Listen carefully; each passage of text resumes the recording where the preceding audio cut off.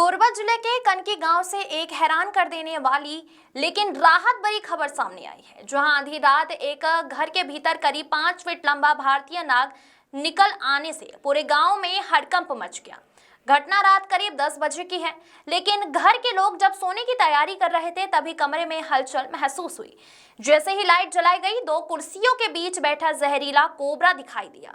डर के मारे पूरा परिवार तुरंत घर से बाहर निकल आया। सूचना मिलते ही गांव के युवक बसंत रजवाड़े ने wild life rescue team Nova Nature के जितेंद्र सारथी को फोन किया।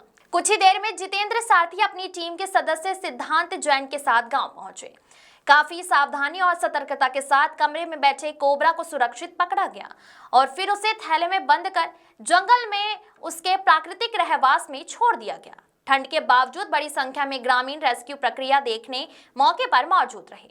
कनकी गांव में भगवान शिव की गहरी आस्था के चलते लोग सांपों को मारते नहीं हैं, बल्कि बचाने को प्राथमिकता देते हैं।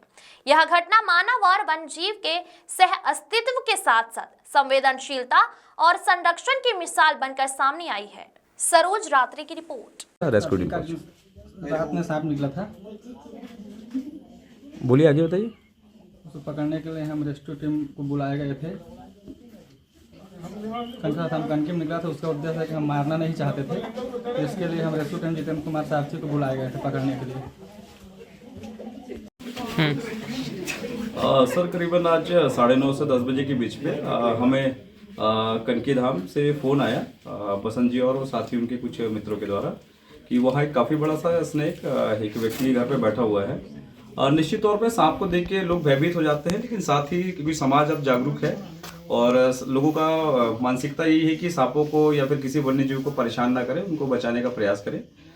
उस उद्देश्य से गाँव के लोगों ने हमें सूचना दिया और हम अपनी टीम के साथ वहाँ पहुँचे और एक काफ़ी बड़ा सा स्पेक्टिकल कोबरा, जो कि हम भारतीय नाग बोलते हैं और इस स्थानीय भाषा में डोमा डोबी बोलते हैं, तो ये सांप बैठा हुआ था, जिसको हमने प्रॉपर रेस्क्यू किया। और निश्चित तौर पे समाज के लोग जागरूक हैं इस तरीके से, जब भी ऐसे जीव निकले उसको मारना नहीं है, बचाना है।